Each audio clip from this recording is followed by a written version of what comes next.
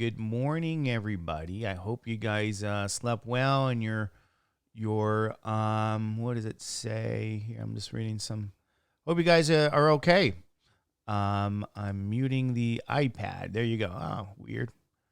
Okay. So, 1, 2, 3, 4, 5. Okay, 4 people. Okay, we're going to actually give you guys an introduction to today hypothesis testing, a very big and important concept in, statistics. So it's a hypothesis testing. And so we'll ask you guys, let me say, I almost lost this. We'll ask you guys really what you think at this point. What do you guys know? Does anybody know? Let's get things going. What is, and I'll write this word down. It's going to be the key word today. Give you an introduction to this.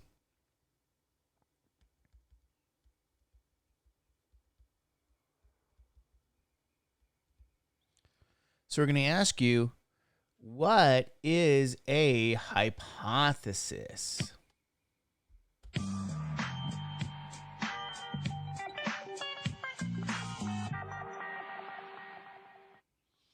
Okay, anybody happen to know what's the meaning of a hypothesis?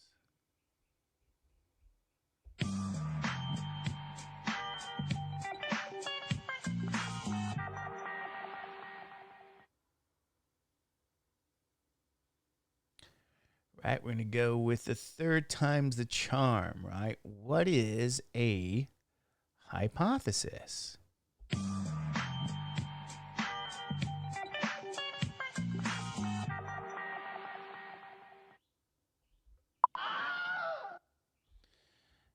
All right. Well, the hypothesis, ladies and gentlemen,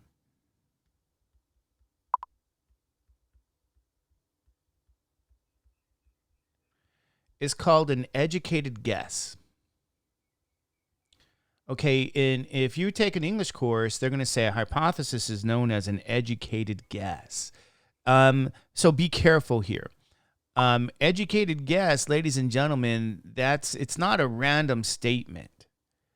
Right? A hypothesis is an educated guess, meaning you base this guess, it's still a guess, based on some logic, some experience, some idea.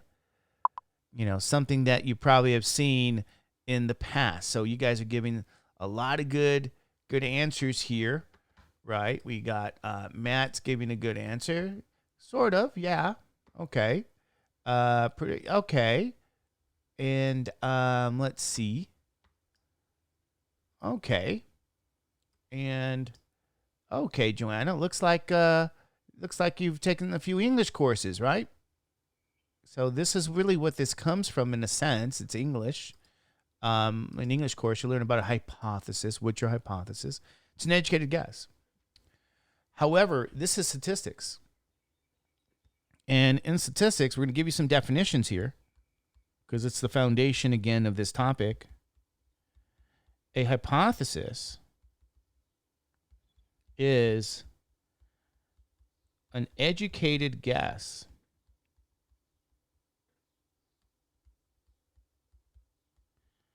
about a population parameter. So we're very specific about what our hypothesis is. It's really, again, it's the same that we had. It is an educated guess. Okay. But it's about a population parameter. Now, you guys just got through working with concepts in estimation. And in estimation, you were estimating, what we called population parameters. You're estimating true values. So in that case there, population parameters, if you guys recall here, is something like this. It's mu, it's p, it's sigma squared, it's sigma. There's only 4 population parameters. And again, mu stands for a mean, p is a proportion, which is a probability or a percent. Sigma squared is the variance, and sigma is the standard deviation. So in statistics, ladies and gentlemen, we have something called a hypothesis, and that's simply an educated guess about a population parameter. One of these four concepts. Okay, good. So that's what a hypothesis is, right? Okay. And so now I'm going to say this. Here's going to give you a couple of facts here. Here's a fact. We have two types of hypotheses. So there's two types, ladies and gentlemen. So let's give you the definition. We have something known as a null hypothesis. And that's a hypothesis that involves a condition of equality. Okay, so I'm going to give you guys a definition today of something called a null hypothesis. It's a hypothesis, educated guess about a population parameter, that involves a condition of equality. Wow. All right, let me tell you what conditions of equality are. Conditions of equality, you have three. Equal. Well, that kind of makes some sense, right? Equality, equal. Greater than or equal. And less than or equal. These are all known as conditions of equality. Equals, greater than or equal, less than or equal, right? Equals, the same as, greater than or equal, at least, less than or equal, no more than. So this is called a null hypothesis, ladies and gentlemen. And a null hypothesis, by the way, has a special symbol, notation. It is H sub 0.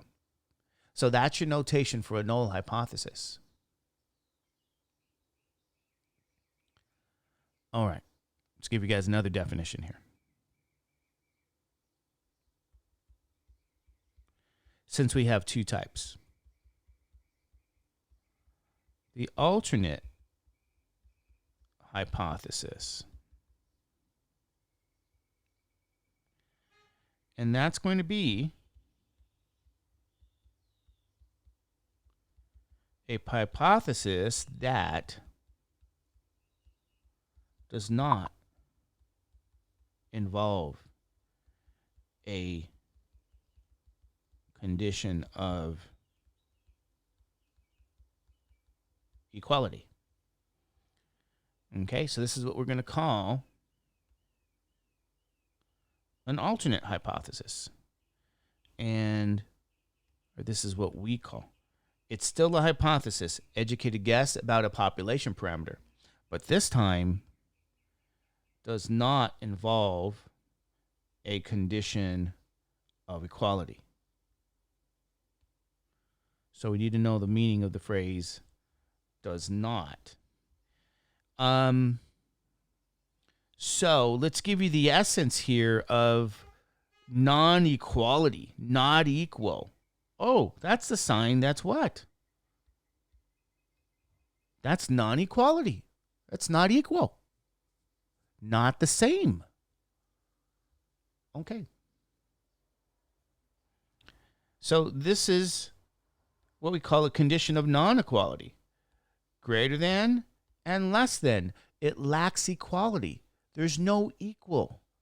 It's not like up here when you said, oh, equals greater than or equals, less than or equals. Those are conditions of equality.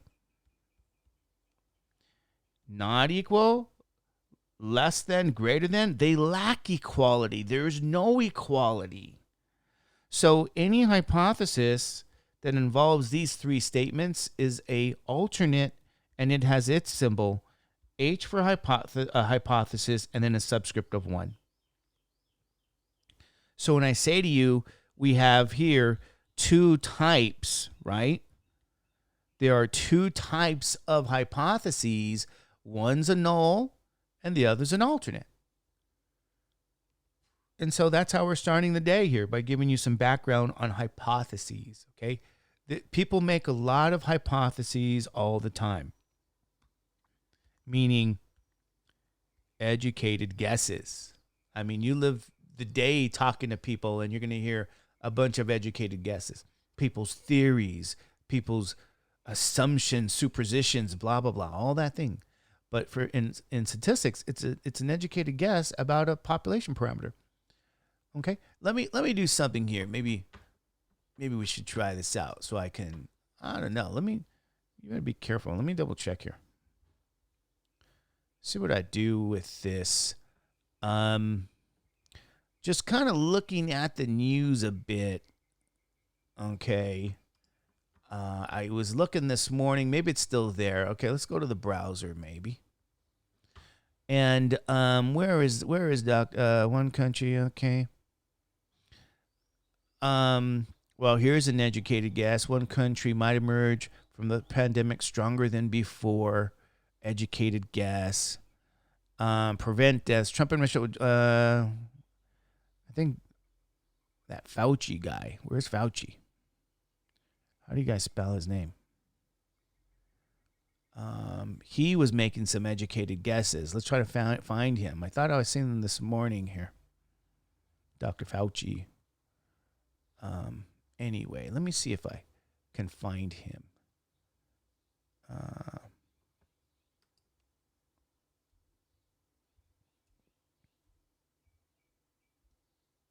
Fauci, I'm not sure.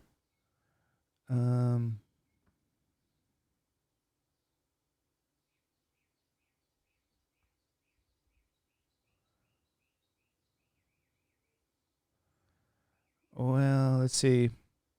Yeah, he was actually making some very dire predictions. He was saying essentially you're never going to eradicate this virus. This is Dr. Fauci's educated guess. Maybe it's on CNN. Where are you, Fauci, saying we're never going to eradicate the virus? I read that somewhere.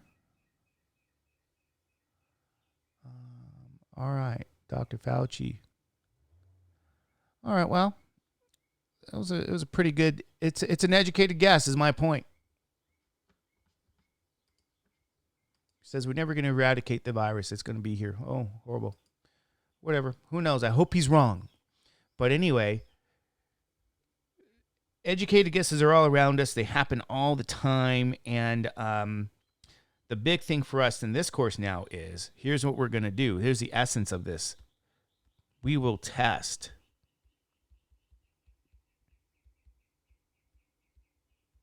hypotheses by taking a sample. And of course, you want that to be random or systemic. Is that right?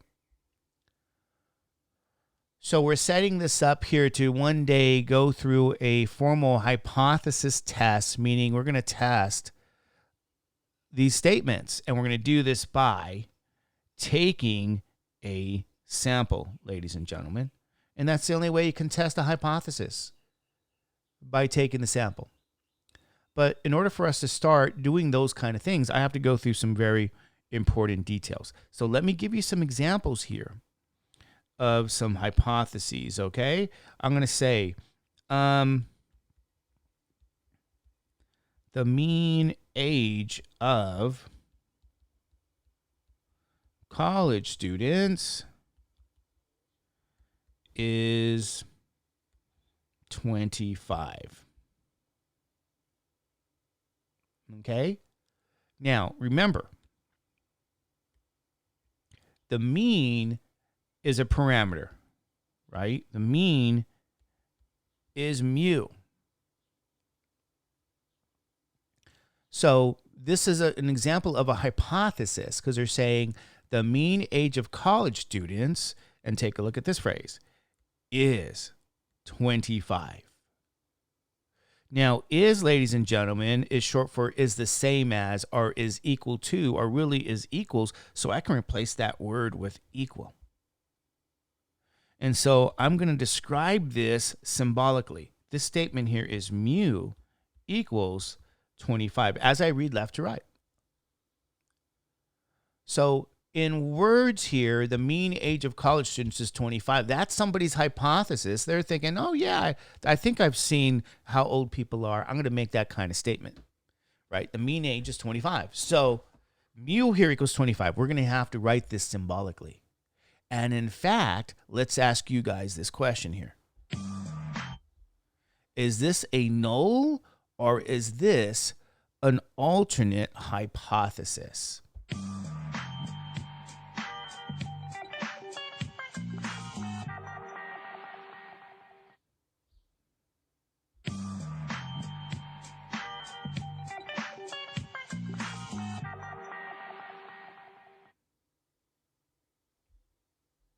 Is this a null hypothesis or is this an alternate?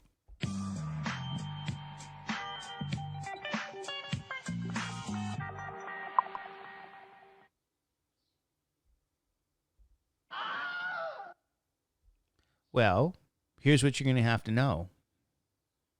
Does this involve a condition of equality, or does it lack or does not involve a condition of equality? Thank you, guys.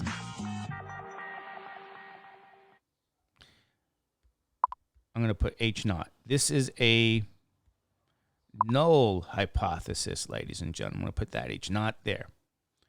Very good. Okay. Let's take a look here. Yes. Yes. All right, good. You guys are pretty good at this. Look at that. All right. You guys are absolutely correct. Okay, that yes, it involves a condition of equality. So this is a null hypothesis. Wow, look at that. Good for you guys. I gotta find something here. Let's see. Okay, here we go.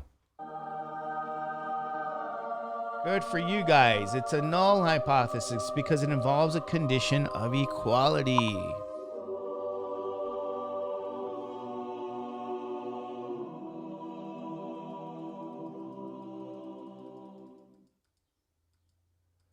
Okay, I'm trying to get rid of some of these things here. So let's get rid of all of them since I'm on the task. Okay, so here's an example of a hypothesis. And yes, you guys are right. It's a null hypothesis. Let me give you another example.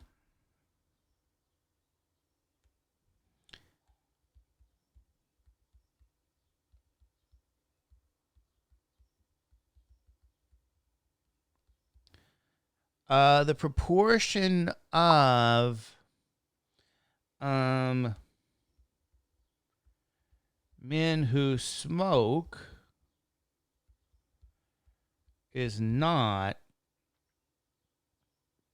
let's say 40%. Okay, here's a hypothesis.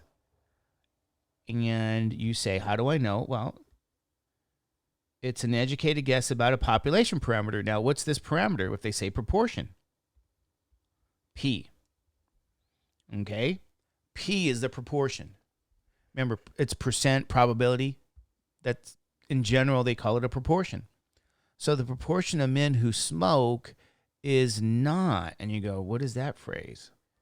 Is not, and is not 40%. So if I write this down symbolically, which is what I want to do, that P, P, we can't put that.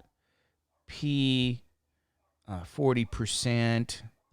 All right. Now let's ask you guys, is not. How do we represent symbolically is not? How do we write that down? Is not. That's short for is not the same as, is not equal to. Oh, I guess that's not equal. That's what we do. It's going to be okay. Is not equal to. And so we can write it down this way. And then I'm going to ask you guys again, what kind of hypothesis is this? Maybe we got to change some of that music. Maybe you guys like science fiction. What kind of hypothesis is this? Not equal. Yes, Catherine, right? This is a null hypothesis. H1, ladies and gentlemen, very good. It's an alternate hypothesis. Okay? Anytime you have a condition of non-equality, what that means is you're talking about a alternate hypothesis. Absolutely. All right, pretty good. See, you're going back up here to the definitions, right? See what I'm talking about? Null and alternate. So we're just identifying the hypotheses here and writing down educated guesses so that when you guys read this, you're comfortable reading the statements. Okay, I'm going to say here something else. I'm going to say the variance for the amount of time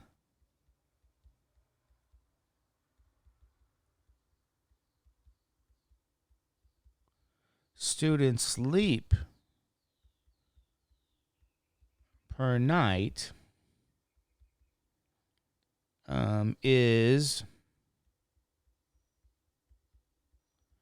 more than 1.5 hours.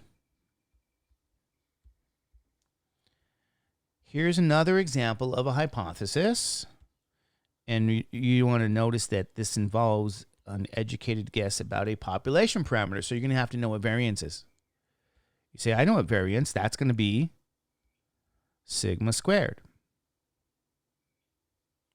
So the variance for the amount of time students sleep per night is, here's the key phrase, is more than 1.5 hours. So I'm going to have to symbolically write this down. Sigma squared, reading left to right. I just need to know the meaning of the phrase more than. Anybody know what more than really is? More than is greater than, larger than. So I'm going to put that symbol here. Okay, so notice these phrases are coming back. You need to know what more than means. And maybe we should color it red. Highlight it red, I mean. More than. Go back here. Highlight this. Is not. Go back over here. Is. And we're going to say, here's the next question. What kind of hypothesis is this?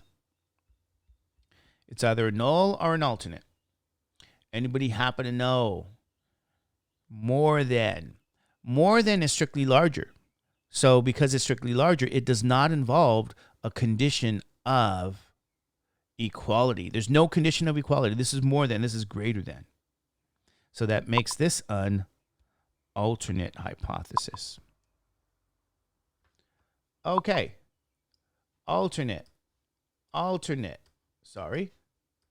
Alternate, right? You guys are correct. Alternate hypotheses.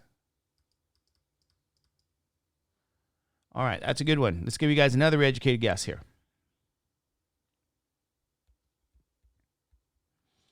The standard deviation for the amount of sleep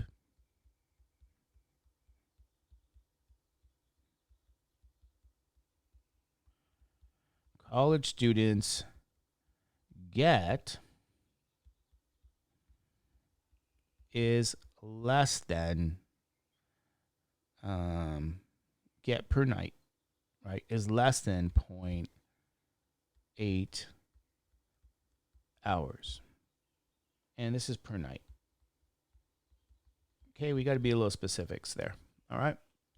So I don't know how much sleep you guys are getting, but the standard deviation, remember, this is a hypothesis, educated guess about a population parameter. Here, my parameter standard deviation will be sigma. Standard deviation.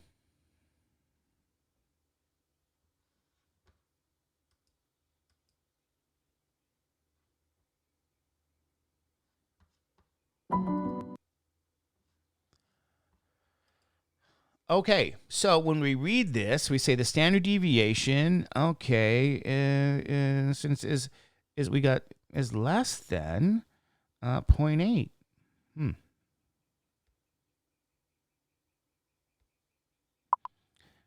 How do we write less than? Less than is strictly smaller than. Is that right?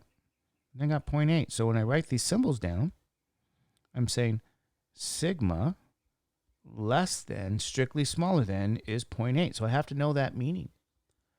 Less than, smaller than, you can't equal. So what kind of hypothesis is this? Is this a null or is this an alternate? If it's less than, well, I'll go back to the definition. We gave that to you guys. Greater than, less than, not equal. This is an alternate hypothesis. So ladies and gentlemen, this is H1. So we're going to label this here H1.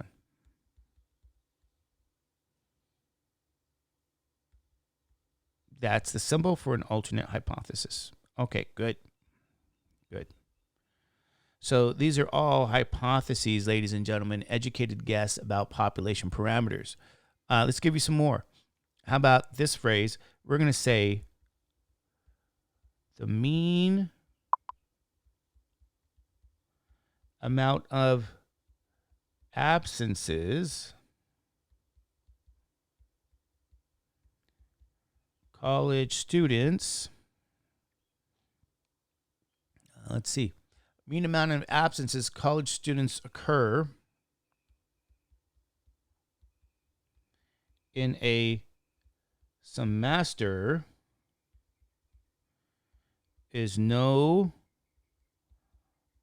more than, let's say, 5.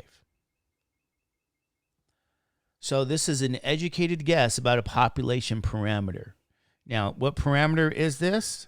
Mean, and that means mu. So we're going to write this down symbolically. Here's mu. That's the parameter, mean. Now, the mean amount of absences college students occur in a semester is, we have to know the meaning of this phrase. No more than. And, of course, we do know the meaning of 5. It's right here. So we're going to compare the mean with 5 there. So you have to know the meaning of the phrase no more than. That's short for not more than. So what inequality sign will you have here?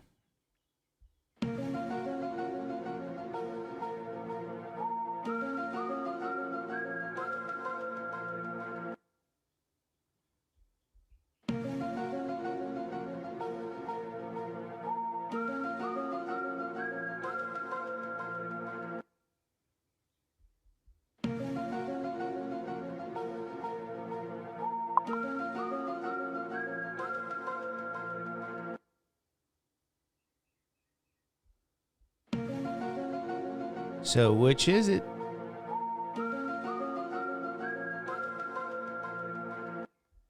Now remember, it's something here. This is interesting. We've seen this phrase no more than from day one. Remember, day one, no more than, less than, at least, all these phrases. Like I've always said to people, the hardest part is dealing with the language, by far. And we have a question here. Right? Are these the problems that we'll be asking on the homework? Just null or alternate questions? The answer to that question is no, but you can't do anything else if you don't know the language. So we're going to go through all the details here. So, yeah, this is kind of where you start with this. This is, for some people, this is the hardest part.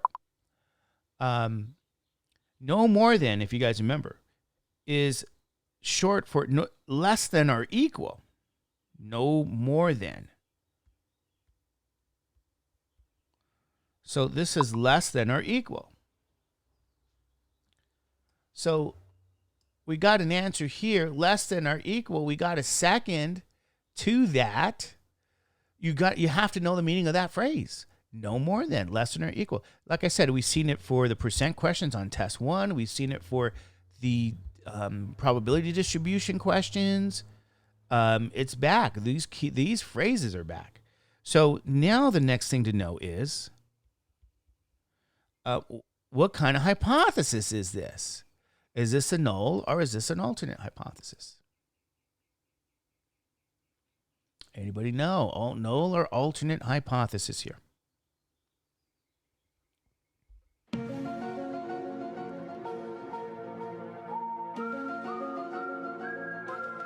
Well, because it involves a condition of equality, that makes this a null hypothesis. We have to know this. So this is going to be our null hypothesis, ladies and gentlemen.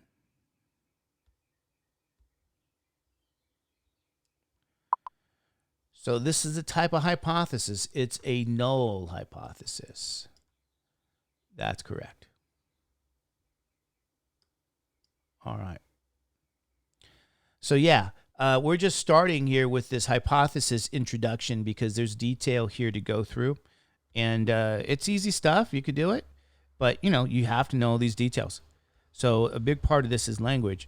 And it's like I've always said, it's kind of interesting, all these math experts and, the chancellor and blah, blah, blah, this person, that person, they don't know anything. Okay? Teaching statistics, learning statistics, the biggest part or the hardest part isn't even the math. You get to use a calculator. A calculator does your computation for you. The hardest part is language. And that's not even mathematics, ladies and gentlemen. It's communication and language. So these phrases are really what can get people from the beginning. This is why we got to go through it in this kind of detail.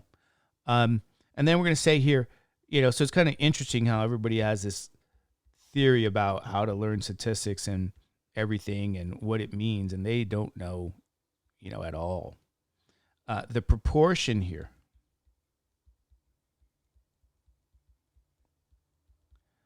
Ooh, let's say this.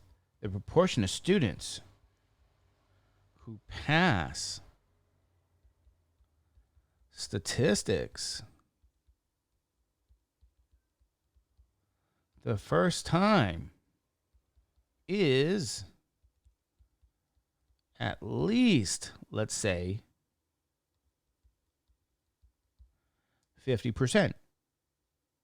Actually, if you guys want to know, in the past, for some of my classes, I'd say it was at least 75%. That was all pre-AB 705. We'll see what happens after post-AB 705, right? So the proportion of students, this is a hypothesis. The parameter here is P for proportion. That's a percent. It's probability. Now, the proportion of students who pass statistics the first time is at least, I have to know the meaning of that phrase, at least what? 75%. So I'm going to write this down symbolically, that P and then 75% here, ladies and gentlemen.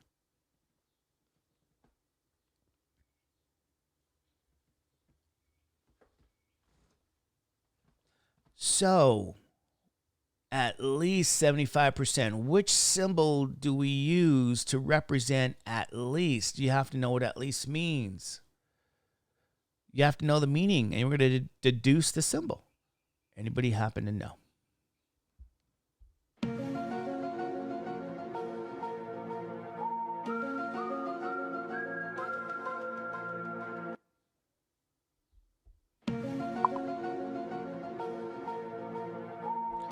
Let's see.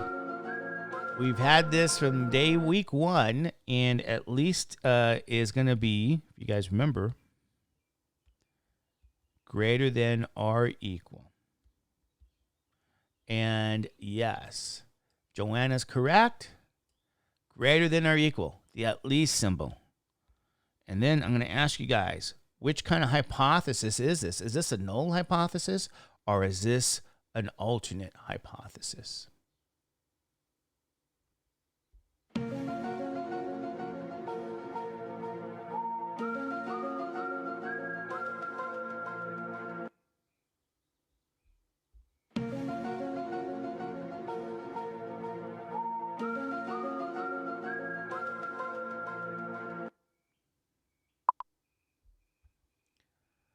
Anybody know a null or an alternate? Let's go back to the definitions.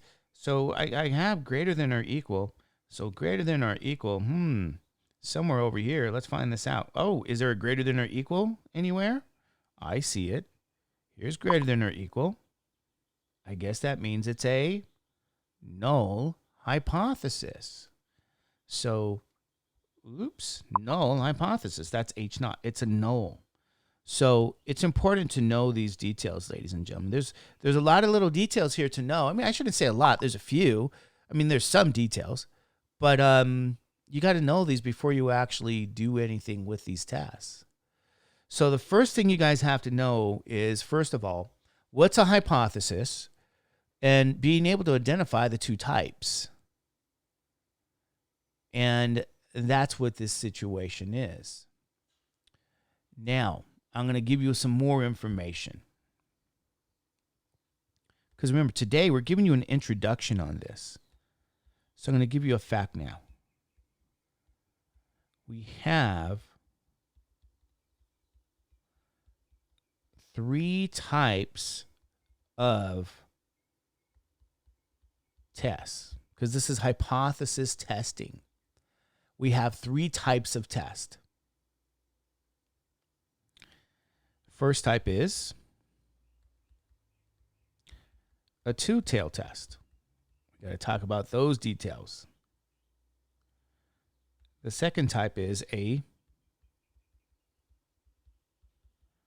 right-tailed test. And the third type is a left-tailed test. So we have 3 types of tests that we have to go through, ladies and gentlemen. And two-tail, right-tail, left-tail. I want to remark that if you have a right-tail, that implies it's a one-tail test. And if you have a left-tail, that also implies it's a one-tail test. So you have 2 tails and 1 tail. Left tail or right tail. So there's 3 types of tests. So you're going to have to know how to set this up for 3 types of tests that you'll see.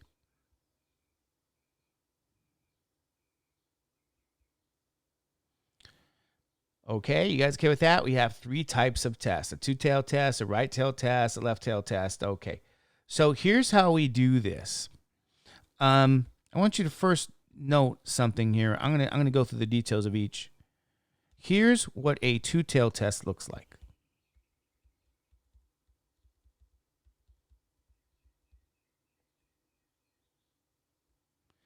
We always set up the hypothesis. So your first step is going to be set up your hypotheses. And you have H naught, and I say parameter, it has to be set up this way, equals a value. That's your null. Here's your alternate. Parameter does not equal the value.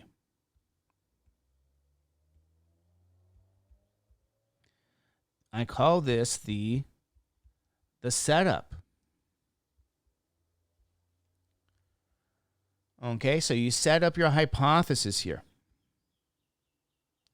And yes, you're going to notice here, these 2 statements are logical opposites. You see, you're either 25 years old, you're equal to 25 in age, or you're not equal to 25 in age. Those 2 statements are logical opposites. And this is how we set up a two-tailed test. Now you say, okay, first here, you study the setup. You're going to study how to write this down. So any parameter equals a value, and then a parameter does not equal it. Put it in the right position, H naught and H1. Okay, so you're just setting up your hypotheses here. So they have to be logical opposites. Now, the reason they call them tails here, you go, well, why do they call these things tails? 2 tails? Yes. So here's how we're going to start this. I'm going to show you a picture here. And the picture is going to be something very familiar to you. This here is going to be your bell-shaped curve. This is your normal distribution. There's a Z there. And so what you do here, ladies and gentlemen, is you're going to create two tails here.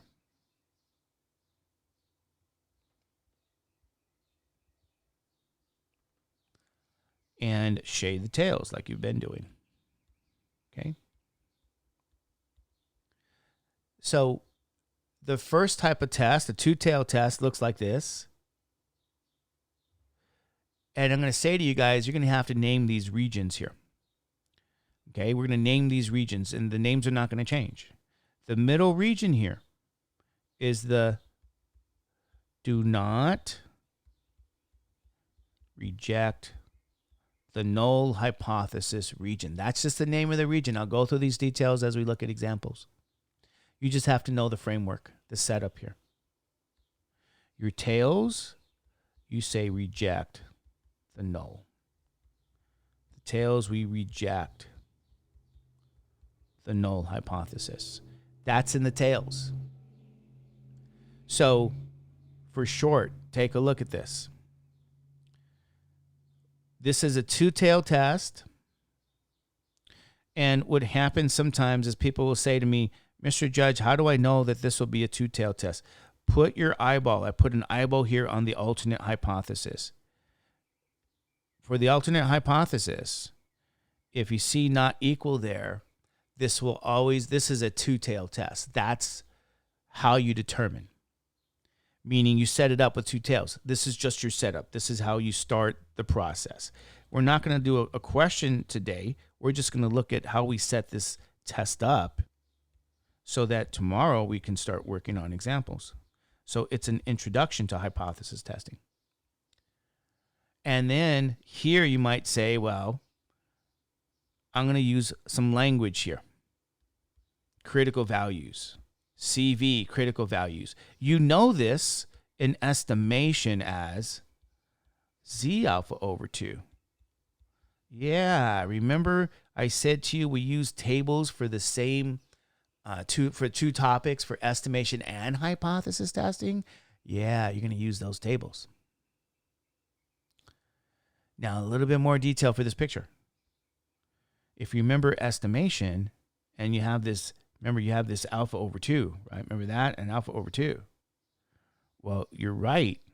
This portion here is alpha over 2, and this portion is alpha over 2, just like from estimation. So it's consistent. If you studied estimation, you got symmetry for your normal distribution. Alpha over 2 is in the right tail. Alpha over 2 is in the left tail. And yes, the sum of the tails, half an alpha plus another half is a full alpha.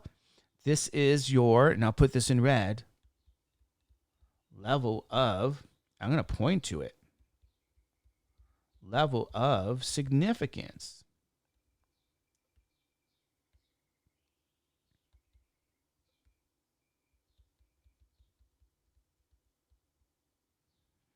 And that's the deal, level of significance for alpha. It's back. So this is, ladies and gentlemen, what we know, this is called. This is a decision rule. So today we're going to look at the different tests. There's only 3 tests. We have a two-tail test where you set it up this way. And then you have its decision rule. And that's what we're going to work with. So you're going to work with this format for, the rest of the semester. So I want you guys to study this because we're going to use it. This is a two-tail test. This is what you guys are going to be working with great detail. So we now go to, if you say, okay, the next type of test you said was a right tail test, right? So I said we have a right tail test. So let me show you what that test looks like. There's only 3 for you to study and know. We start by setting up our hypotheses, H1, H naught. Put H naught on top over H1. And I'm going to say parameter. And I'm going to say parameter. This will be a value, and this will be a value. Now, it's a right tail. Now, here's what I'm going to say to you guys. The alternate hypothesis always tells you what type of tail this is.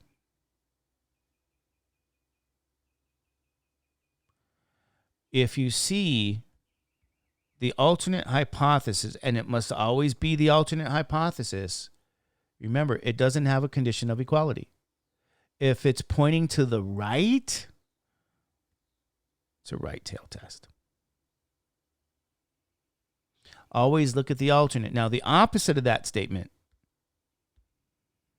is less than or equal. These two statements have to be logical opposites. We'll go through those details. And this is called, I say set up the hypothesis.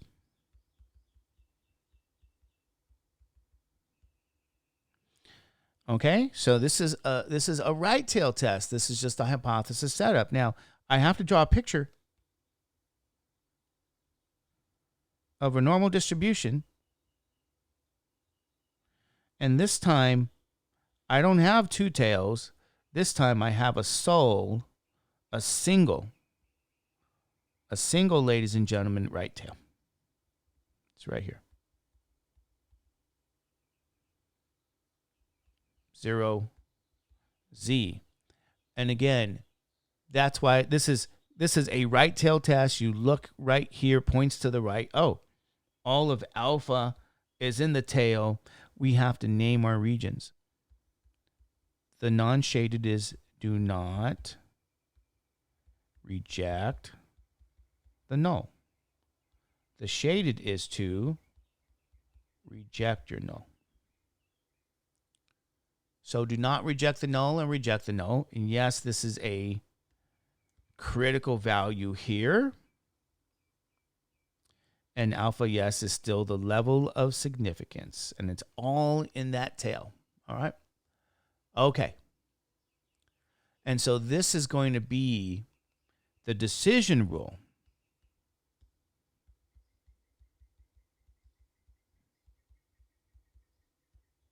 For what we call a right tail test. So write this stuff down. You guys are going to be using this. This is the second setup. There's only 3.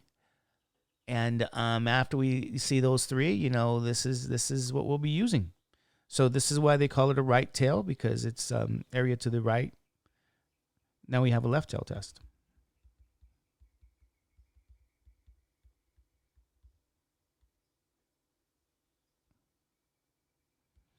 And again, null and alternate. And so you have a parameter versus a value. And you have a parameter versus a value.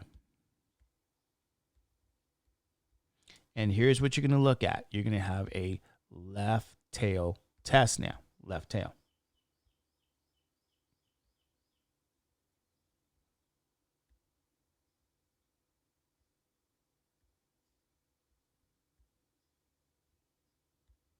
Z, 0. Now, since this is a left tail, I want to say to you guys, you look right down here. That's going to be a strict less than sign. You always look at the alternate hypothesis, and that'll tell you what kind of test this is. So there's a left tail. It's on the left. Now, the opposite of this less than is greater than or equal. So you have the setup for your hypotheses.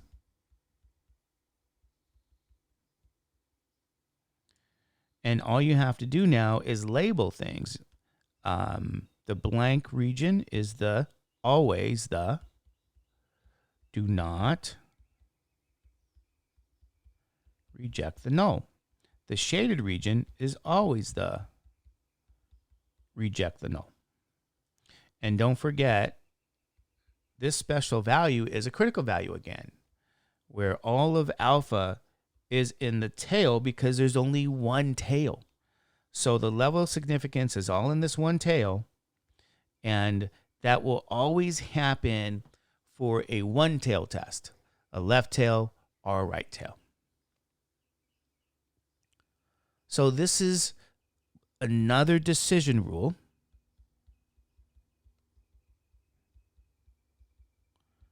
Because we have 3 tests with 3 decision rules. So this is the stuff you guys are going to have to study. And I'm going to put this, I'm going to put this lower here. It's kind of been bugging me the whole time. It's kind of weird. 2-tail test. Okay, 2 tails. Now, how do we know? You look at the alternate hypothesis inequality. If it's not equal, 2 tails. Look at the alternate hypothesis inequality. Oh, it's pointing to the right. It's strictly greater than 1 tail. In fact, it's a right tail. Always look at the alternate hypothesis. Oh, it's a strict inequality pointing to the left. It's less than alternate hypothesis. Right? You look at the alternate hypothesis. This is a left tail. So, ladies and gentlemen, this is actually an introduction here. This is how we set our hypothesis tests up with a decision rule. And so I'm just going to do a few things here. So let's ask you guys a question at this point, right? Anybody have any questions so far on this so we can answer those and then give you some last bit of information? So anybody have any questions?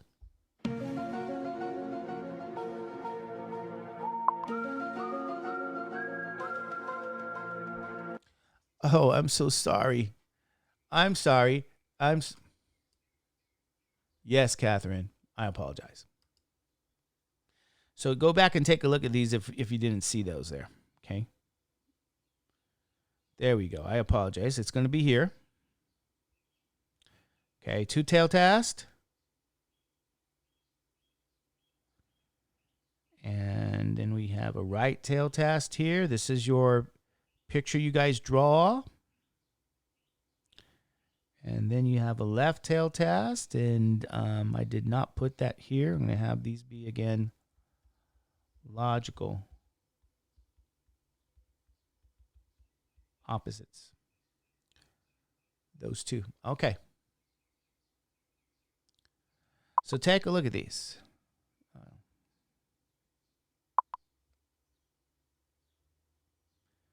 All right, make sure you have these in your notes. So what I'm going to do now here is I'm going to go through this idea, this process, right? So here's your procedure here. I'm going to give you the hypothesis testing procedure.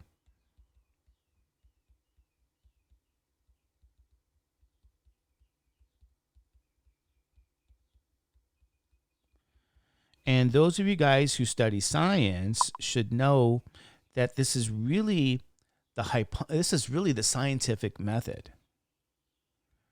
It's analogous to the scientific method.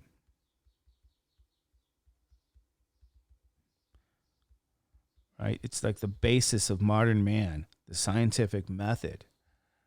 It's ironically hypothesis testing. So you guys should really know this very formal technique that surrounds your life in a very, very real way. Let's go back to the browser and let's read all this horrible news, right? I just see all over the place hypothesis testing when I read this. All the different things in the news, I see, oh, hypothesis testing.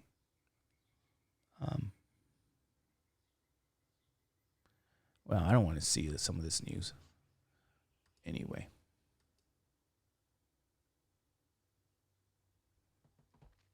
All right, so here's your first step. You always set up the hypothesis. Now you might say, what in the world is that? Well, this is that first part in blue I showed you guys. This is the setup. You're going to see us do this We're going to set up the hypothesis for every one of these examples I'm talking about for each one. Go through that. We're going to see examples of it. But here's your procedure, step 1. Step 2. For each setup, you create your decision rule. And you say, my decision rule, yeah, the ones you just looked at. Right tail task, this is the decision rule. It's unique to the task, to the setup. Left tail task. Excuse me. Sorry, that's a two-tail task. Here's a right tail task.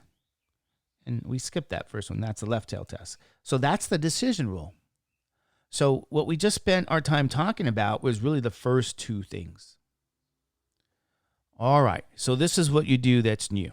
This will be the next step in the formal procedure. You go out and you take a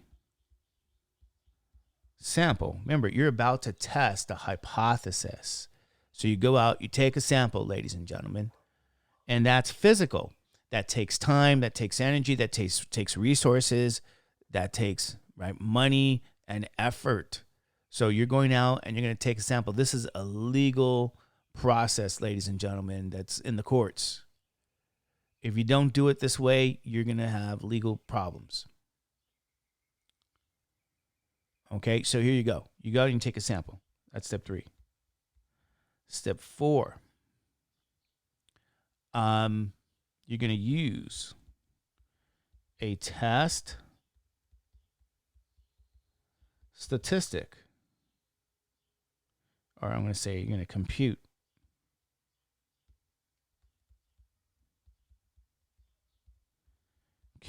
a test statistic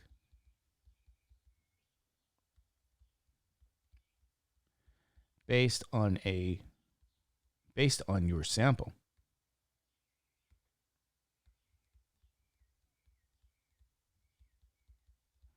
And that's another way of saying use a formula. So I'm going to be giving you formulas for test statistics, not today. I mean, I could, but yeah, we're going to use some formulas. I'm not going to give you the test statistics today for each one of these here. Okay, based on your sample. You're going to use a formula. And then the very last step, ladies and gentlemen, step 5, is you're going to draw a conclusion.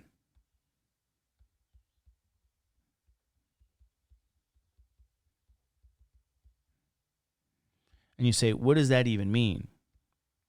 You're going to determine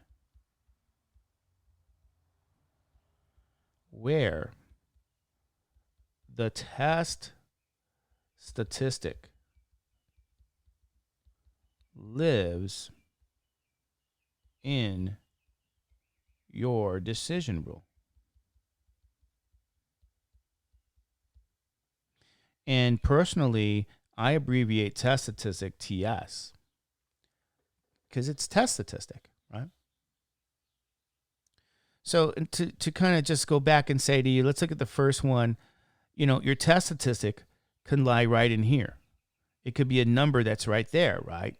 Well, if that's the case, if your test statistic lives there, ladies and gentlemen, the conclusion is going to be, well, you're going to say this for now, do not reject the null. We're going to talk a lot of detail about that kind of conclusion. If your test statistic lives over here in a two-tail test, well, you do not reject the null. And we're going to talk about what that means. If the test statistic lives out here past the critical value, well, that's different.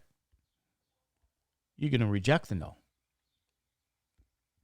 If the test statistic lives out here, well, you're going to reject the null.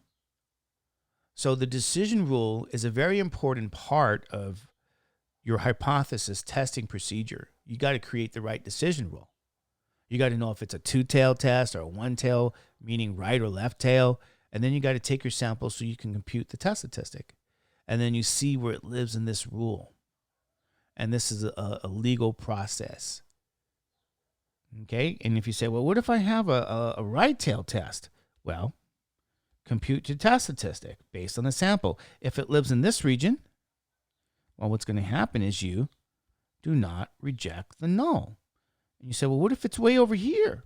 Well, it's in the do not reject the null region. But Mr. Judge, what if it's over here in the tail? Well, that's a different region. That's the reject the null region. So this is the outline of what we do for hypothesis testing. You're going to compute a test statistic based on a sample. And you see where that lives on your decision rule. So if you go, oh, my test statistic lives here, what's my conclusion? Oh, do not reject the null. Even if my test statistics lives close to the critical value, well, what region is it in? Do not reject the null. And if my test statistic is to the left of the critical value, well, what we do here is we reject the null. So this is an outline of the hypothesis testing procedure, which is also known as the scientific method. And, everybody can benefit from the scientific method because it helps you to think about things in a very clear way. And it's actually these steps here, these 5 steps, hypothesis testing procedure. It's set up the hypothesis, create your decision rule. It's 3 types. Take a sample. They're going to give you that information. They're not going to ask you to go get a sample. But in life, you'd have to go take it. This portion's given. Compute a test statistic based on your sample. Use a formula. And finally, draw a conclusion. Well, what's that? You got to, based on where your test statistic lives in your decision rule, that's going to tell you what to conclude. And this is an outline of what we'll be doing, ladies and gentlemen, starting tomorrow. So starting tomorrow, we're going to look at our first hypothesis test, and we're going to look at those every day. We're going to have different tests for different days there.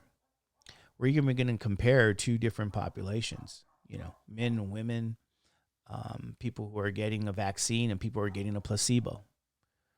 Those are things that are happening in your life right now in a very real way.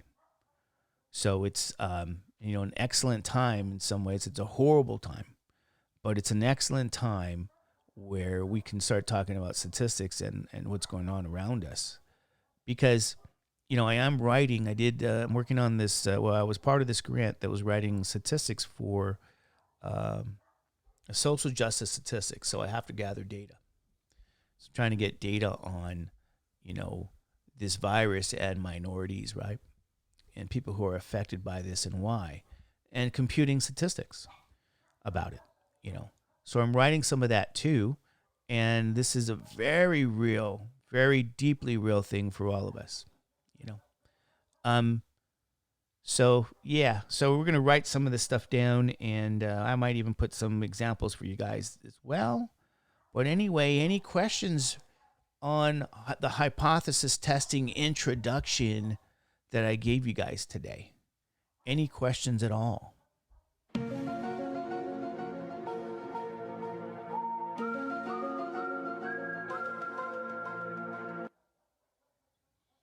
Anybody have any questions?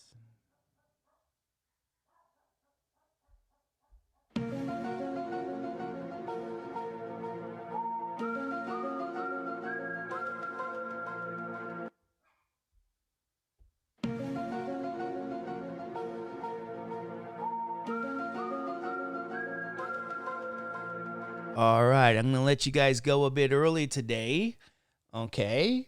Because this is all I wanted to accomplish. So I'm going to ask you guys to go home, review what we just did, review your notes. We're going to work on some examples tomorrow. And again, stay safe, stay smart, stay safe. Make sure you work on the things you guys need to work on. You have any questions or issues, contact me either by email or come to office hours. If you have trouble getting in, email me and I'll let you in, okay? So you guys have a great day today. And, I might even I'm going to do something here. I'm going to go into Zoom and I'm going to send you guys an announcement because I'm going to merge 2 classes together.